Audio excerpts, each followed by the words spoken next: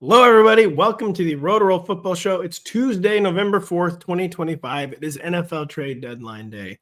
And for the first time in history, players are actually being traded. NFL teams they poured over the collective bargaining agreement, Denny, and have found they are allowed to trade players to other teams in return for compensation.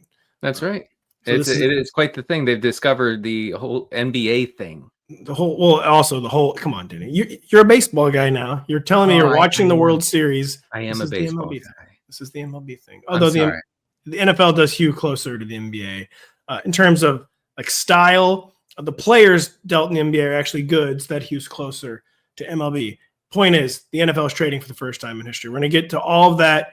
We'll get to the Cardinals, kind of embarrassing the Cowboys on Monday Night Football. The Cowboys are trying to do something about it at the trade deadline, acquiring Logan Wilson and Quinnen Williams. Logan Wilson from the Bengals linebacker, Quinnen Williams, anchor defensive lineman from the Jets. We'll talk about Jayden Daniels' latest injury, unfortunately. We'll talk about, gosh darn it. I missed Tucker Kraft's injury. And then we'll preview Raiders at Broncos. But Denny, we're Sauce Gardner, Quinnen Williams, going to break it down. No. Right. We're going to have a 12-minute defensive discussion. Two biggest names traded by far so far on Tuesday. Well, those two defensive stalwarts, linchpins, shocking Jets fire sale. Not actually shocking. Shocking that it's actually doing what needed to be done. We'll talk about Sauce maybe a little bit. But Jakobi Meyers to the Jaguars, Rashid Shaheed to the Seahawks, Adonai Mitchell going to the Jets. Kind of guy with high real-life draft capital. We liked him on the spreadsheets in fantasy. Mm-hmm. Could maybe someone who just needed a change of scenery. We'll talk about that. We'll start, though. Jakobi Meyers, Rashid Shaheed. Those were the two most bandied about names almost at any position, heading into the trade deadline. So often in the NFL, when a guy obviously needs to be traded, it just doesn't happen. But Jakobi Meyers needed to be traded. The team that traded for him is a little surprising to me, the Jaguars. They give up 4th and 6th round picks, which in terms of the NFL is like real compensation. Sure. Even though those are just flyers, teams are just hold on to these picks like so zealously. The Jaguars have not actually done it. To me, it's surprising. Travis Hunter's season's not done. Brian Thomas Jr.'s week to week. Parker Washington's been fine. Clearly, they wanted depth there. Brenton Strange has been hurt. They're just running low on healthy bodies. I think they're going to get healthier soon. But Jakobi Meyers, someone who I was going to say quiet quit in Vegas, not really accurate. He very loudly quit. Yeah, it was very loud. Yeah. In Las Vegas. Now Jaguar. Try to break down all the many moving parts. And Jakobi Meyers to the Jacksonville Jaguars. You forgot somehow about Dyami Brown, who's out with a concussion, or at least suffered a concussion last week. So no Dyami Brown. Brian Thomas Jr. has a very low high ankle sprain. That was a throwback. That was a classic. They're saying the doctors say, I'm shocked the MRI even picked it up. It's right. But it is high. It is high, but it's so low. I'm shocked. Right. It is extremely low for a high ankle sprain. And honestly, the thing we do here is the more tortured the language, the worse the injury.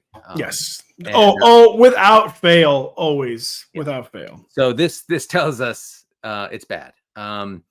So Brian Thomas probably out for a while. Travis Hunter supposedly will return this season per Ian Rappaport, per Mike Silver. We'll see. I have a feeling that it's not going to be after 4 weeks. Let's put it that way. I feel that way too. I will say with Brian Thomas, I wouldn't be stunned not to date us, Denny, if it's a bit of a Monty Python situation where surely this is the injury that Brian Thomas will finally go on the bench for, heal up. Because Brian Thomas, we keep kind of lightly suggesting he's avoiding punishment, not wanting to take hits, basically not being as tough maybe as he needs to be over the middle of the field. He keeps playing through one injury after another. Yeah. But this does seem like this will be the knockout blow for a while. But I'm going to wait till I see the injury reports just to say for sure he will not be playing week 10.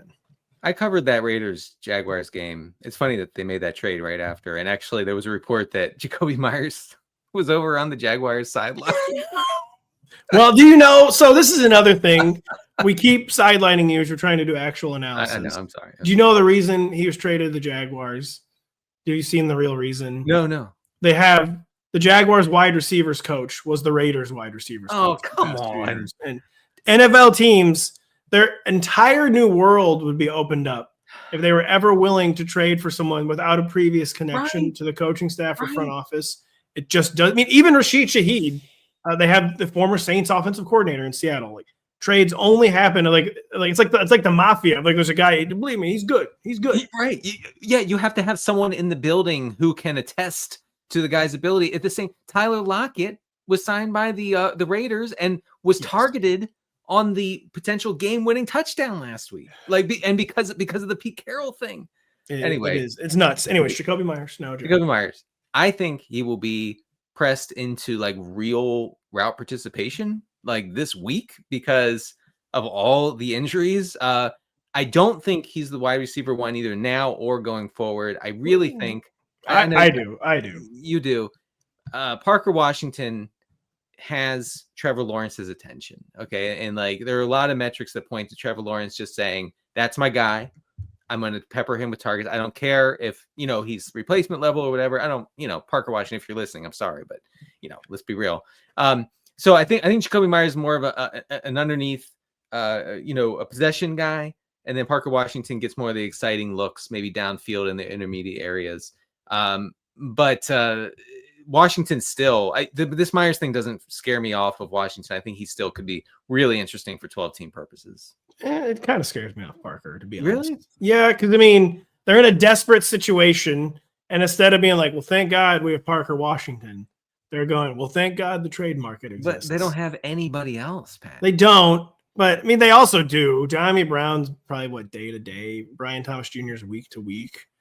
They're in like the worst division in football. Well, I guess not anymore because Daniel Jones is a demigod, except for when he has 5 turnover games. I feel like it could be. Oh, I do want to mention that Jacksonville had its lowest pass rate over expected last week against the Raiders.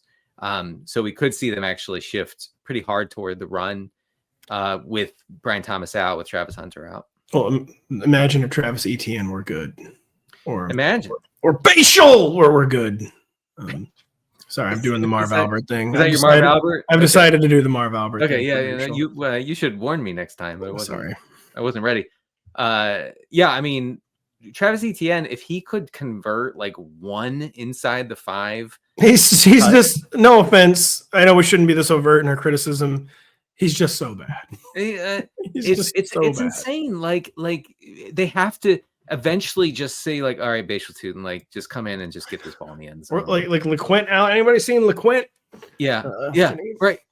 I mean, just anybody, So if he were to convert some touchdowns, I think Travis Etienne would shut up the critics like you and me. So my take, Denny. So this week, of course, they have the nightmare matchup for a passing attack. They're playing the Houston Texans. The game is in Texas. So just not a good week to be arriving as a wide receiver. Short week, all that. Obviously, I'll have Parker Washington ranked ahead of Jakobi Meyers this week, just for a variety of factors. I do think is early, not as early. In week 11, I will almost certainly have Jakobi Meyers ranked ahead of Parker Washington, kind of like regardless of what happens this weekend. I almost said irregardless and didn't want to upset all the grammar people out there. But I will have Jakobi Meyers ranked ahead of Parker Washington, barring unforeseen circumstances in week 11, I'll say. They're only doing – he's better. He's better than Parker Washington. I think we can say this too. He just is. I don't know if it matters. I mean, Parker Washington functioned as the wide receiver 1 with Brian Thomas in the lineup. I know. God, what is this sick world? I mean, it doesn't make sense. But, I mean – sometimes you have to accept that a quarterback just has eyes for a receiver and doesn't really care about giving the ball to anybody else. I think that's the case here. Let's not spend much time on this because it could be completely useless. But let's say Brian Thomas Jr. plays through the world's lowest high ankle sprain this week. How would you rank the Jags wide receivers versus the Houston Texans? Not good, man. I mean, I guess you just got to play them. And if you're in a 12-team league, you have to play them and hope. But the injuries, the dog levels, the lack of communication and gelling with Trevor Lawrence, it all speaks to a very low floor, I'll say here. Brian Thomas Jr. wearing his free Mac Jones T-shirt. We were wearing our free Rashid Shaheed T-shirts from whatever this version of the New Orleans Saints offense was. We're say what you will about Derek Carr, say what you will about Dennis Allen. They understood Rashid Shaheed should be making big plays down the field. Was not happening this year. They're almost making him like a mini Chris Olave, where we're spamming you PPR targets. And I guess maybe it worked. Not really. They're 1-7 or whatever. Totally misused, totally miscast. You have to be careful not to go overboard about fits and trades and projections. But Rashid Shaheed to the Seahawks almost feels like a to the moon type move for me. Not that Rashid Shaheed could really ever be like a weekly wide receiver 2 in fantasy. The skill set is so volatile. But a guy who averaged 17.5 yards per catch last year was down to 11 this year. He's typically in that 17 to 18 range. I honestly, frankly think, I know yards per catch, silly stat, all that. I think he could be like a 20 yards per catch guy in Seattle. Like with JSN occupying so much defensive attention, clearing out the middle of the field, Sam Darnold wanting to throw deep, them needing a shot play specialist. It just seems like a matchup flipper wide receiver 3 type event waiting to happen. How do you feel about Rashid Shaheed to Seattle? The run heaviness of the Seattle offense puts me off this a little bit. Seattle has the third lowest pass rate over expected. They're 19th in total team air yards on the season. I mean, that's just a stat I like to look at to see like what's available in a given offense. I would also say though that might be because of the personnel they had. They exactly. Exactly. Thank you. Yes. Sorry. No, it's okay. I forgive you. JSN has seen 50% of the team's air yards. I would think that goes down a little bit here. JSN still. And by the way, you win. Like, thanks. Like you said, it couldn't be done, and then it was easily done. Now, for some reason, they're going to stop doing it. They, of course, being the Seahawks, and of course, having JSN be the only wide receiver. He's still going for 2,500 yards and 18 touchdowns. That's pretty clear. So I love to fade the greatest season of all time. That's something I like to do on my fantasy football podcast. So Rashid Shaheed may not see a lot of volume, but he's catching passes from the league's best downfield passer and Sam Darnold. And I don't say that flippantly. I say that after looking at the metrics, and the metrics all point to Sam Darnold being very good. His downfield throw rate, his downfield attempt rate has ticked upward as the season has gone on. And this tells me that they're ready to kind of unleash our guy Sam and say like, okay, like we trust you to be more than a game manager. I mean, he showed that last week against Washington, just slicing up that secondary. It's been very good all year. So maybe Seattle gets a little less run heavy, maybe more downfield shots. I agree with you. It is Shaheed is a matchup flipping type of fantasy play. There will be some frustration, but you combine him with Darnold. I think that's a good pairing. And it is just, I feel like kind of an offense changing move for the Seahawks because he's just a fit from so many different perspectives. He's a fit with how Sam Darnold is playing this year, of course. He's a fit with what the Seahawks needed. They didn't have a deep threat. No offense to Torrey Horton. They needed a more legitimate deep threat. They just needed depth also. Like, say like what you will, like JSN, amazing. Torrey Horton been pretty good for a rookie. Even Cooper Kupp for being like a space-filling veteran has been fine. They were just very low on bodies at wide receiver. You're very rarely going to make it through 18 weeks without needing to tap into receiver depth. Cooper Kupp banged up now, of course. And they needed a deep threat. They needed someone who was a stylistic fit with Sam Darnold. And they just needed a wide receiver of any kind. And it's just such a glove fit for the Seahawks. Too amazing fit, too. And that I'm joking about knowing the system. He knows Clint Kubiak's system. He just played in it last year. So it could be a hit the ground running type thing. Always going to be boom bust in fantasy. We know that. But whereas like Marquez Valdes-Scantling, even in his heyday, was more like a wide receiver 4. Like you can play him in fantasy. He can flip your matchup, but there's a chance he's going to take a 0. Shaheed's sort of a variation of that, but I think he's more of a wide receiver 3. And very rarely is he going to take a 0. Unlike MVS, he actually catches the ball. Unlike MVS. And if you're thinking a guy's averaging 18 to 20 yards per reception, there's very real fantasy upside there. I'm going to have him in the top 36 as a Seattle Seahawk. I'll say that. That makes sense. I mean, maybe this means that the Seahawks are also concerned about Cooper Kupp's injury. I'm not saying that Kupp occupies the same role as Shaheed, of course not. But just to have depth, to have bodies out there. They're just running low on bodies at receiver. They really, really were. And they've been running hot and avoiding injuries. They needed depth. And Horton's been fine. Not exactly like a downfield monster though. Yeah, I think if Shaheed's on your waiver wire, like in a 10-team league or maybe in a 12-team league, check it out. I think you should be curious about Rashid Shaheed now that he's in Seattle. Oh yeah, I mean, obviously he's a not in my league like all pro. Yeah, right. He probably is rostered almost across the board. Shallower leagues though, maybe non-PPR leagues is more valuable than he would be in a PPR league. But anyways, if you're in one of the leagues where he's not rostered, a must add off the waiver wire this week. Sauce Gardner will be the biggest name moved on Tuesday, Denny Carter. We joke, we genuinely, we know football, but obviously we can't really break down the defensive implications. It's a great all-in move for the Colts in that he's in his prime, so it's not like a on the wrong side of 30 type veteran. So it helps them pursue like this dark horse Super Bowl bid this year while not hurting them in future seasons, despite losing, I believe, 2 first-round picks. Great move for the Colts. We're not trying to be like clever or annoying. We are more interested in the far smaller name in this deal, though, Adonai Mitchell, because we play fantasy football. He's a former second-round pick. He has, when given chances to produce, has actually made the occasional play. He hasn't been a total zero. Yeah. But crowded receiver core in Indianapolis. His role was occupied by one of the more underrated deep threats in the NFL, Alec Pierce. He didn't have anywhere to play in Indianapolis. Sort of like I talked about the Seahawks had been having depth issues at receiver. Nothing compared to the issues the New York Jets have had, where it's Garrett Wilson and then just like a grab bag of random dudes. Like it's just like Arian Smith. What was Josh Reynolds at one point? Tyler Johnson. UDFA types, journeyman types. They needed anyone with any projectability upside at all.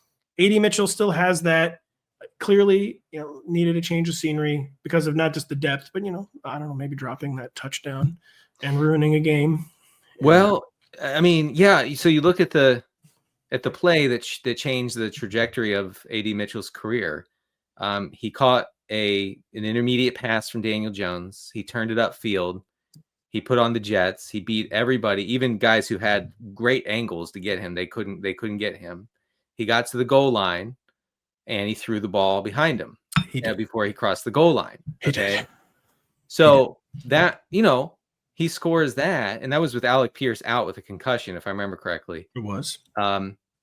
He scores that, and maybe he works his way into a more consistent role in the Colts offense. He didn't. He was doghoused very hard. He was. And that was the end of that play was the end of his career with the Colts. So now he gets shipped to the Jets. He's still, like you said, very talented, extremely fast. Now, I do think extremely young, just turned 23. We would need Tyrod Taylor to happen. No, I don't agree with that at all. I know, because because of the injuries and whatnot. But because I think. I think we could say because I know. No. But what I'm saying, he's like a much better. He's Joe Montana as a passer. I actually don't even really agree with that. No, I mean, I'm just. This is not a Jacoby Brissett situation. Obviously, it goes without saying, Denny, that Jacoby Brissett was always going to be better than Kyler Murray. Well, Tyrod Taylor is way better than Justin Fields. Way better. You're probably right. I know. No, I mean, like I've looked at it. There's no denying it. More accurate. There's more pass volume. So we're gonna need that. But just someone to keep an eye on. I feel like Mitchell could just like by default be a thing with the Jets down the stretch. I'm not saying in week 10, but down the stretch. Honestly, maybe even week 10. Okay. They need anybody with seriously any upside whatsoever at wide receiver. The other guys should barely even be in the NFL. Truly, no offense to them, but we're talking. There's roster fringe players, and then there's the guys the Jets have been running out their wide receiver. He's instantly always famous last words with like struggling young players who get traded. Like for all I know, he'll be a healthy scratch, but I think 2 to 3 weeks max, he'll be the wide receiver 2 for the New York Jets. And goes without saying, anytime someone gets traded, gets a change of scenery, they're a must add in like the 14-team league, the dreaded 14-team league. Oh, big I'm time. Putting big bids out tonight. I wish I were kidding. I truly wish this were a bid. It's not, though. No. 12-team leagues. I mean, are you even putting a bid in, Denny, or are you just kind of waiting and seeing? I mean, if you're just down nightmarish at receiver, then I guess you do it. And you know what? Even though I spent a lot of draft capital at receiver, I'm down pretty bad at receiver at some places because of injuries and because of JMO, things of that nature. So, yeah, really messed up on that one. Anyway, yeah. So I do think like Mitchell, especially because the Jets are so bad, they're going to be worse on defense now. Okay, yeah, I know things are going to get crazy. They were already bad on defense. Yeah, things are going to get. They're going to be worse. They're going to be in pass-heavy scripts. That makes Mitchell like super interesting. In fact, you know what I'm going to say? In 12-team leagues, you pick him up. You could do worse. Pick him up. See what happens. He is though. What's the worst that could happen? Flyer. I'll say, especially now. Wide receiver waiver wire is weird this week. Parker Washington had the juice. Now he's totally undermined by this Jakobi Meyers trade. So Adonai Mitchell, he's perfect. If you're down horrendous, which, some people listening are like, how could you be down that bad in a 12-team league receiver? And then half of the rest of our listeners like, please just tell me how much to bid. Just tell me. Please just tell me. So that's right. There's more people out there than you think who might need Adonai Mitchell. We think we need a short break. We'll be right back after this. Aaron Rodgers and the Steelers pack their bags and head west for a showdown with Justin Herbert and the Chargers. Coverage of the critical AFC battle begins on Football Night in America at 7 p.m. Eastern on NBC and Peacock. Can I tell you something a little funny about that game? Yeah, I'm going to say something too after you do. Okay.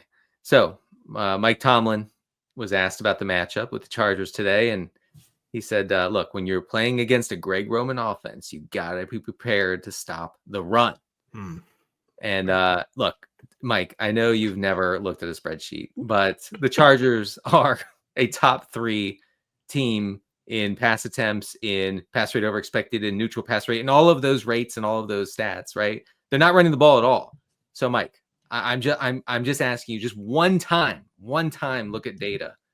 And just see what happens. It's something crazy could happen. Our guy usually watches film. I feel like even on the film, you could look at the film. Maybe he's thinking, see how garbage the running game is right now. And if you make them one-dimensional, maybe even the Tennessee Titans could almost beat them. Maybe that's what Tomlin's thinking, but I doubt that's what he's thinking. What I was going to say about this game is, listen, it goes out saying SoFi Stadium will be taken over by the opposing fans when it's a Chargers quote-unquote home game.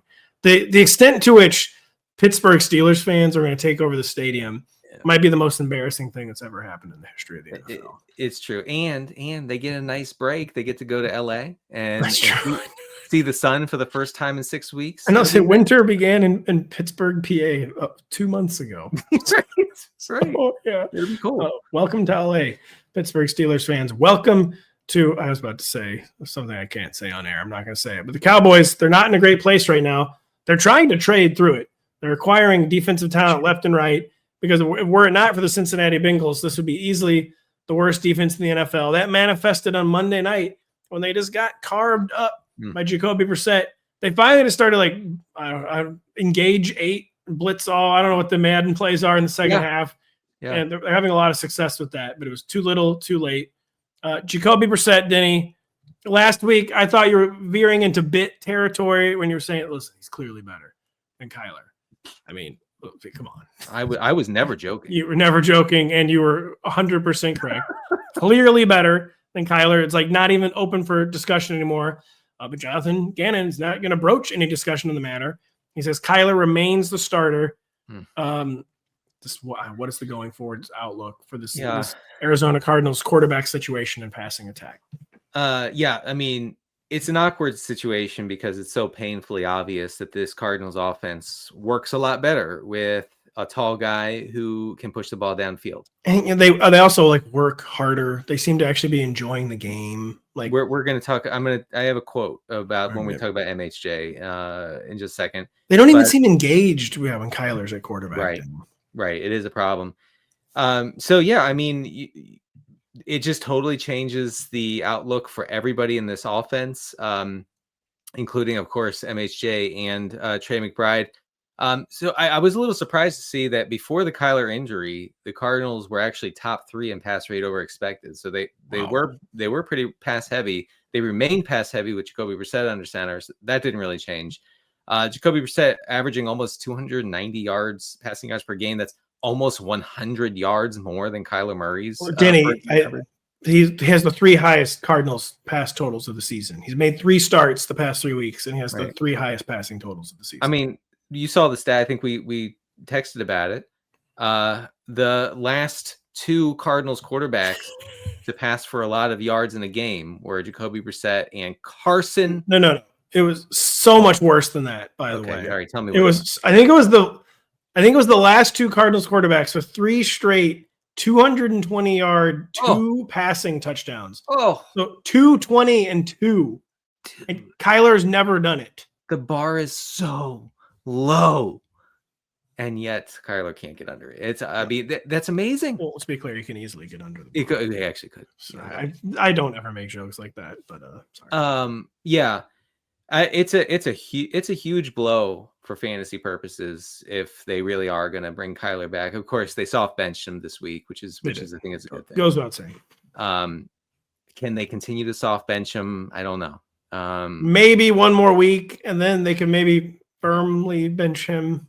But I don't know. I mean, well, this coaching staff and this front office did not draft Kyler Murray, so he's not their guy. I'll just give you some more stats here just to talk about the difference. 14% of Jacoby Brissett's attempts have been downfield. Kyler was at 8% before the injury. With Kyler, the Cards were 31st in total team air yards per game. Brissett, just a joke. That's a joke. They're 11th. They're 11th. They're borderline top 10 in air. Kyler supposedly has a big arm, and when he was supposed to be able to downfield passer, obviously he hasn't done that for years. Kyler Murray being 31st in air yards is like a joke. That's a joke. Someone actually unserious, Denny. It is deeply. Someone online mentioned this, and I actually kind of buy into it.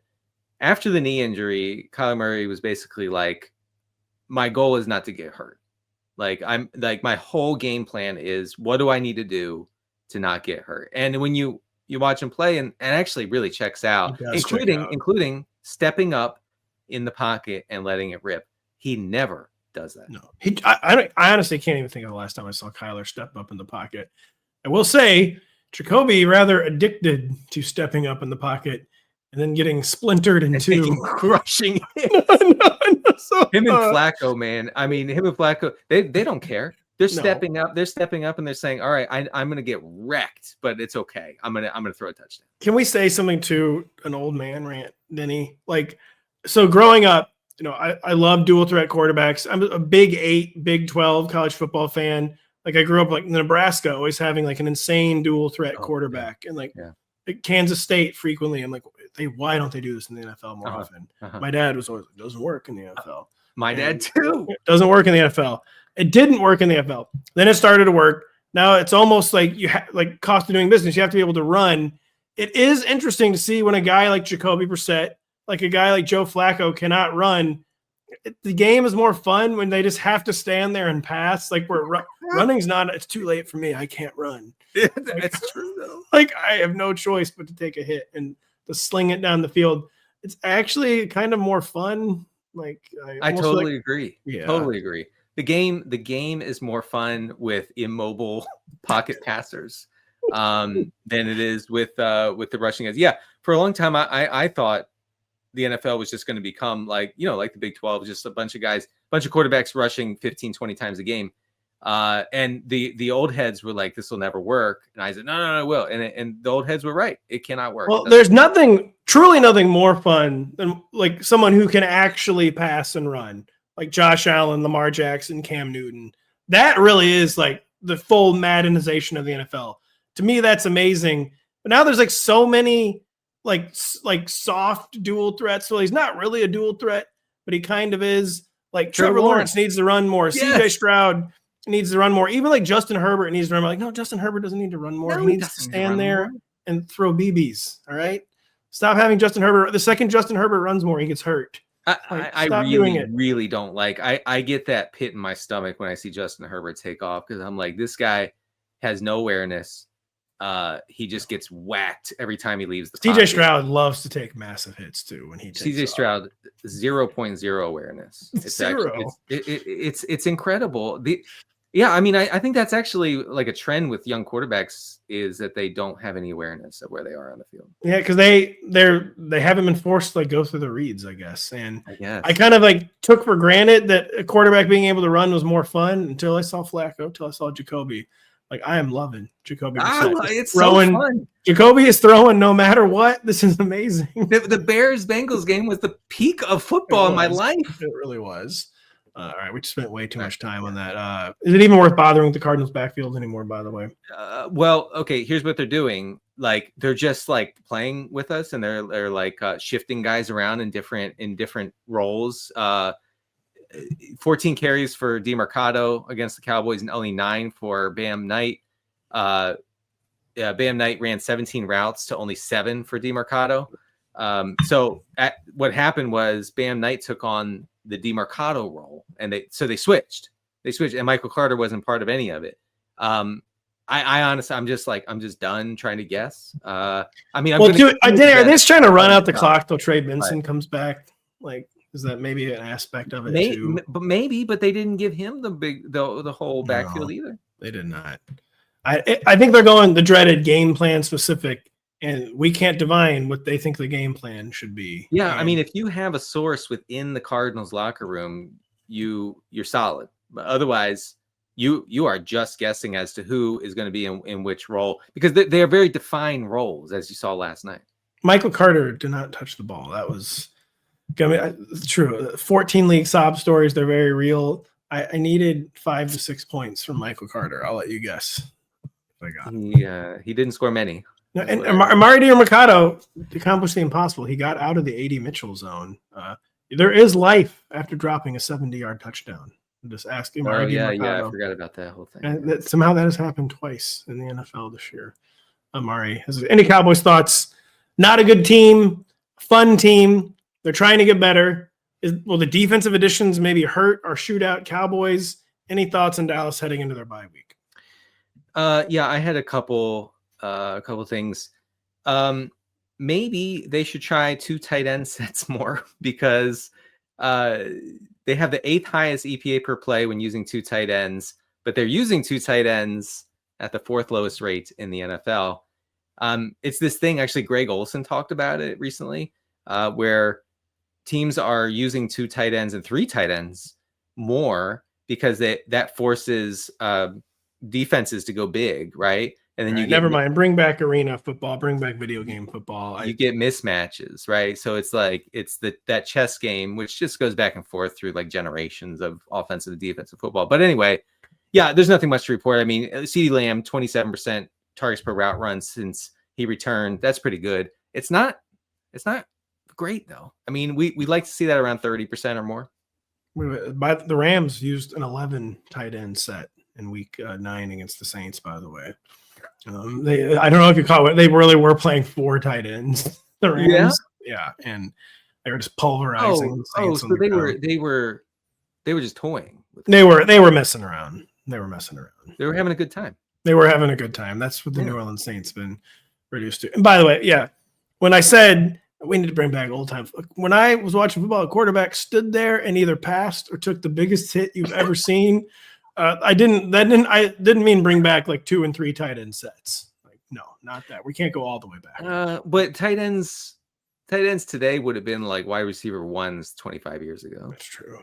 Man, Jacoby Brissett got broken. He was coming a little close to going full Wentz.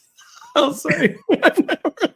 Came a little close to going full Wentz. I almost wanted to say, like, Jacoby, this is not your one last job. No, I know. Like, there are more jobs after this. Wentz knew that it was his last job. Jacoby is not quite to that level. Jayden Daniels, Denny. So been a year. To be honest, every year in fantasy football, everyone's like, I can't remember this many injuries, blah, blah, blah. I had been pushing the narrative, the storyline. Injuries had been on the downswing the past several years, where we just weren't getting nearly as many big fantasy football names suffering season-ending injuries. I would say the trend has stopped this year. It's been a pretty bad year for injuries. Jayden Daniels is not season-ending somehow, despite as gruesome as that looked, but he's definitely week to week. He's probably missing multiple weeks. It's his 3rd unique injury of the year. all last summer, the summer of 2024, not 25, on the show, we're like, Jayden's gonna be great for fantasy, but we're always like, it's not great that he has a literal highlight reel of taking massive hits at LSU. That was a thing that was going around social media last summer of Jayden Daniels getting blown up. He stayed healthy as a rookie, though. Shocking, one of the more shocking 17-game seasons I've ever seen. It's been more bad luck, I would say, this year than recklessness. I agree. But he's been hurt 3 different times. Just where does this leave it? Is this offense DOA? Are there any winners of Marcus Mariota coming under center? Of course, the answer is no. Just give us the status of this Commanders offense. It's really bleak. I was hoping to bring some good news about Marcus Mariota as a streamer or a 2 QB super flex option, but it's, horrific here. Marcus Mariota has a scramble rate this season of 5%. He's what? So I was saying some quarterbacks run too much. You may remember the narrative of Marcus Mariota. And can you just run one time? He's good at it. I'm being forced to watch a Titans game. Can you take off once? Have you ever thought of that? 5% scramble rate. That's down there with Bryce Young and Michael Penix, who don't scramble, who don't ever run. Mariota, last time he played, had 8 rushes for 28 yards against Kansas City. So I guess that's something. 8 rushes. You'll take that. But yeah, the downfield passing game, whatever that was, that's gone with Mariota. I guess Zach Ertz as a scammy type option, maybe Deebo Samuel's a scammy option. But I would say JCM is almost not playable now. Yeah, because the game script has never been more negative. Right, because he needs good game script. He's not going to see that going forward. What about versus the Miami Dolphins in Week 11? Not this week. They're playing the Lions. They're playing the Dolphins in Week 11. Are we firing up our Commandos in 2 weeks, Denny? Sure. Dolphins stink. I'm going to further refine my dual threat thoughts, by the way. It's either be a dual threat or not, all right? Either run 8 to 10 times per game, be a true running dual threat quarterback. We got to stop with the Trevor Lawrence thing, though. We have to stop with this. You're not a true dual threat. So or be a true dual threat and actually do it. Because, I feel like there's so many quarterbacks where I feel like their identity is caught in between. Oh man, that's right. Because Justin Fields fits that as well. He does actually, yes. Where he refused, or him or his coaches, I don't know which, simply refused to commit to the bit. And you got to commit to the bit. Either be a dual threat or not. Either trust in your legs or not. Scare the defense. Don't scare yourself. Mm-hmm. I know where I'm going with this. Good. Tucker Kraft, Denny. This one's dark. This one's bad because an ascendant player that the industry was broadly interested in and rooting for. Pretty much everyone was kind of in on Tucker Kraft this summer, and then everyone was right. He was not just baby George Kittle. He was the next George Kittle. Mm-hmm. He was, I'm the captaining now, George Kittle in the Kittle department. Torn ACL, out for the year. Very bad, very bleak. What are the effects of this Packers offense? To talk about an offense with an identity crisis. Are we run heavy? Are we pass heavy? Do we feature 5 receivers? Do we feature 2 receivers? Do we feature 2 tight ends? LaFleur, I feel like he's even a more extreme version of Kyle Shanahan, where he has more fun designing the plays and the packages than he actually does calling them or executing them. Oh, for sure. And I feel like that they have a full-blown identity crisis. I can relate to him because I have more fun analyzing fantasy football than I do playing it. So I totally get that. Tucker Kraft. So just for the record, totally got away with it this year. 55. A hater right after he gets hurt. That sorry. was the thesis of the play. He's just doing what he was supposed to do. Yak. 55% of his production came in 2 games. 55%. It's fine. Boom. He was a 0 for fantasy. Let me introduce you to George Kittle. This is the key. This is how the Kittles play. Yeah. It's fun when it's fun, and when it's not, you feel like a big idiot. 17% of the targets. That's what Tucker Kraft has seen this year. He was targeted on 22% of his routes, which is whatever. Luke Musgrave steps in as the tight end 1. He was drafted ahead of Tucker Kraft. Some may remember. In fact, they were talked about in so many sentences together back then that I lost track of who was who. It was very, very difficult to remember who was who. Like, people would say Luke Musgrave, and I'd be like, which one is that? I had no clue. It was bad. Okay, here's something. The Packers target the tight end position at the 9th highest rate in the NFL. So you got that going for you. But Musgrave really, like for week 10, streaming option, please do not get too excited about like just jamming this guy into your lineup. What about jamming like Packers receivers into your lineup? I guess Dobbs. Well, does this help Christian Watson? Because it could. Kraft was the big play guy. Totally different positions, totally different styles of play, obviously. But does this help Christian Watson at all, Denny? It doesn't hurt, is what I would say. Maybe we can get like a regular target for Christian Watson instead of a 50-yard Hail Mary. The Packers decided he can never receive one regular target. I mean, just one would be cool, just to see what happens. That would be insane. LaFleur is on Big Sharp watch, Denny. Oh, I'm over it. I hate to agree with that. I'm over it. Agree with that because I actually feel like he's a really good coach, but maybe not. Sam Hoppen made the point that he's a great play designer. He's a horrible play caller. Like he designs cool stuff, but he doesn't sequence it well. Yeah. So it's crazy that they still just don't let Jordan Love throw the ball. Just let him throw. Talk about a guy who has a clear vision of what he is as a quarterback. I'm going to stand back here and I'm going to throw the ball. I'm going to fade away jumper. Yes. Over and over. For some and over reason, again. yes, I'm going to do that. But yes, Jordan Love knows who he is as a quarterback. We know who we are as a show. We need a short break. We'll be right back after this. Notre Dame's march toward the college football playoff continues as they battled Navy under the lights in South Bend. Catch the 98th edition of this rivalry Saturday at 7 p.m. Eastern, only on NBC and Peacock. Notre Dame and the Naval Academy. Yeah, Denny. There you go. That's football. That is football right there. Notre Dame in the playoff again, huh? Thanks. And Mizzou not in the playoff again, I do know.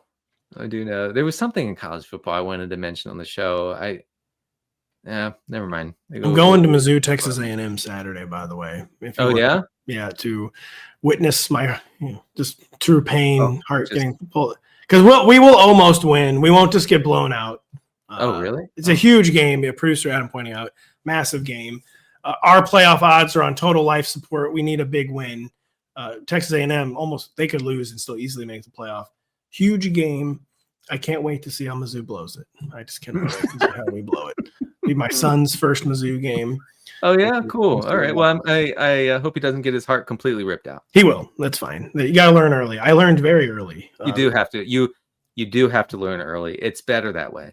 I think in 1993 or 94. This is not a joke. I attended. This is actually not a joke. It was before Texas A&M was even in the Big 12. Okay. They beat Mizzou 77-0. Oh, what? Yeah. You might have to fact check that one, but that's not. Wait a second, Pat. That's not heartbreaking. Well, I was led to believe this team is good. Like, why do we even root for this team? I'm 7 or 8. Like, what? Why do we root for this team? So it's more like spirit breaking more than heartbreaking. Spirit breaking. Yeah. Denver Broncos, Las Vegas Raiders, they know a thing or two about that. One of these teams is bad. One of them's good. Neither of them are fun to watch. But they're playing Thursday night on Bezos Vision. Broncos 9.5-point favorites. Give me a break, by the way. Yeah. Give me a break. What? Yeah. Easy cover for Brock Bowers and company. So just put Brock Bowers' dominance into words. Yeah. We wondered, what would his effect be on this offense? Will he actually be healthy? Turns out he went insano mode against so tell us about it. All right. I talked about it on the Sunday show. In case you somehow missed that, let me just reiterate. Okay. I covered this game, the Raiders, Jaguars. Not only did Brock Bowers dominate on the spreadsheet, okay, 40% target per route run, led the team in targets with 13, caught 12 of those, caught 3 touchdowns. Should have been 4 touchdowns. It wasn't just that. It was the way he approached the game, which was to say, I am going to single-handedly win this game for us. Now they didn't. I get it. But he was a man on fire. And I feel like, because it was his first game back from an ankle injury. He had been just ripping off big plays before that early season ankle injury. Kyle Dvorak reminded me of that during last week's game. He's back.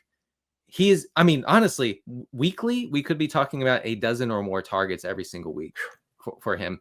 I did, especially with Meyers now, the deck has been cleared even further. Yes, Jakobi Meyers is gone. Jack Betch, whatever, is going to be in there. Trey Tucker, who can't command targets at all, really, really poor target per route run rate.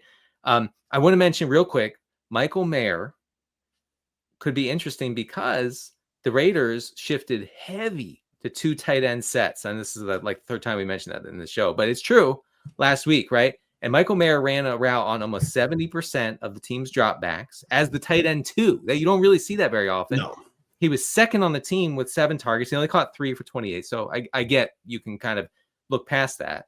But Michael Mayer with Jakobi Meyers gone kind of becomes interesting, even though Bowers will continue to operate basically as the de facto wide receiver 1.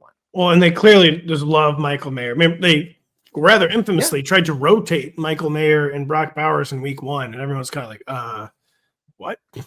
That was weird. That was weird. Not sure about that plan, Pete Carroll.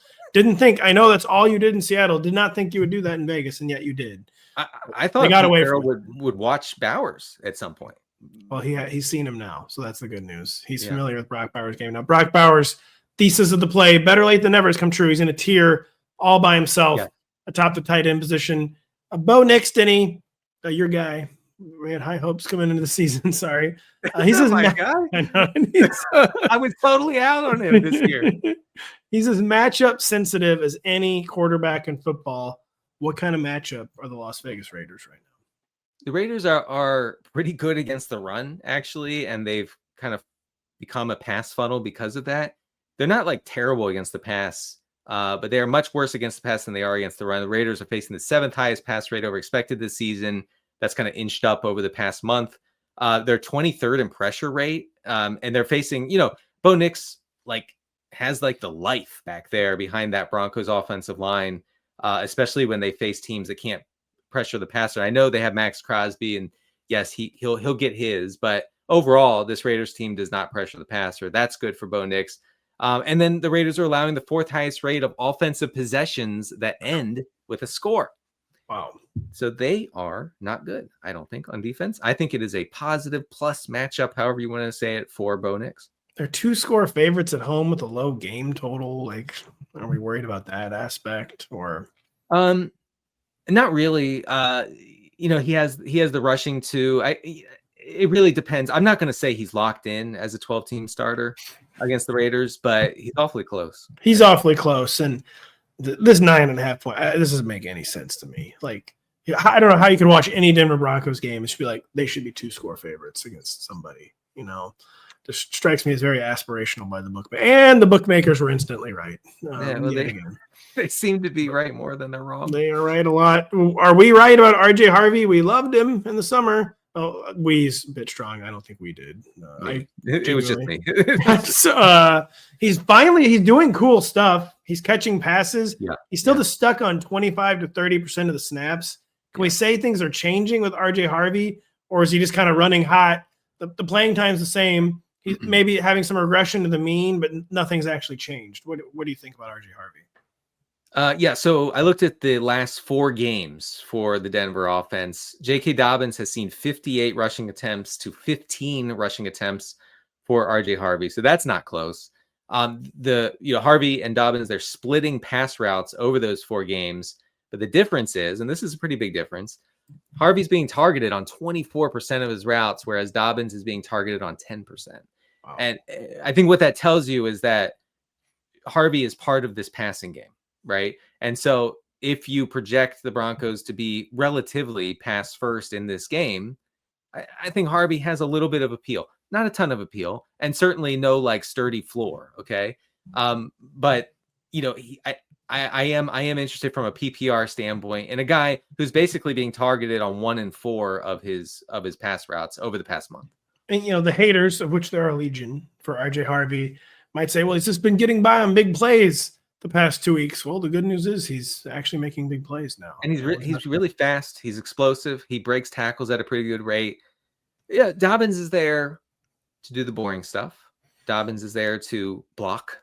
Dobbins could start wearing down too, we should say. I can definitely see a path. If you look at game logs, the design stuff, the targets per route, you can see a little bit of a path to Harvey being much more interesting for 12-team purposes in week 12 or week 14, like down into like toward the playoffs for fantasy football. I do think that was his second highest snap percentage. It was still like 31, but it was his second highest snap percentage of the season in week 9. But by the way, the biggest usage thing going on with the Broncos is Troy Franklin is now out targeting Cortland Sutton on the season. What are your spreadsheets telling you about this?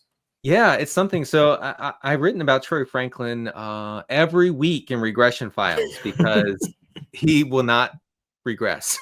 Well, I mean, what happens is, run cold, boom, and then run cold. And that's the way it goes with these guys. But yeah, it's not only the targets, but Troy Franklin is leading the Broncos with a 34% air yard share on the season. Wow. Listen to this. It's actually something that you might not believe. Only 4 receivers in the NFL have more air yards than Troy Franklin. What? Only 4. And they're all very good, by the way. That's actually shocking. Yeah. So, if you look at like intent of an offense or intent of a quarterback, you look at air yards, right? And so the goal is, hey, we got to go like splash plays from this guy downfield. He's getting consistent opportunities in that way. So I think he's very interesting. I think he comes with an underrated ceiling every week now. That's because I've just been viewing him only as floor. I didn't even really consider the possibility of Troy Franklin's ceiling. You make a pretty compelling case there. Any Ashton Jeanty stats or thoughts, by the way? We haven't talked about the young man for a while. I mean, he's like seeing like almost 100% of the rushing workload now. A little bit more involved in the passing game. Maybe the Jakobi Meyers exit to Jacksonville means something for him in the passing attack. And just also maybe the return of Brock Bowers just means something for everyone. And it's just the offensive environment is no longer one of the 3 or 4 worst in the NFL. Yes, I'm glad you mentioned that. Raiders 15% over their expected pass rate against the Jaguars last week. That is by far their highest pass rate over expected on the season. It turns out that this offense needed Brock Bowers, and that maybe everybody, including Geno Smith, could benefit. That's you heard it here first. It's weird. It's weird how that works. You're going to read it here first on Rotoworld, a recap of Tuesday's trade deadline written by Rivers McCown. As soon as the deadline goes silent, hopefully nothing. Well, actually, hopefully something does happen after the show. We talked about every trade that came down the pipe before we recorded at 2 p.m. Eastern on Tuesday. If we missed it today, obviously we're going to talk about it on Thursday, and it's going to be in Rivers' article. Check out the regression files. Check out my rankings going live on Thursday, and check out Denny, Kyle, and myself on Thursday as we break down the entire Week 10 slate. Thank you for listening.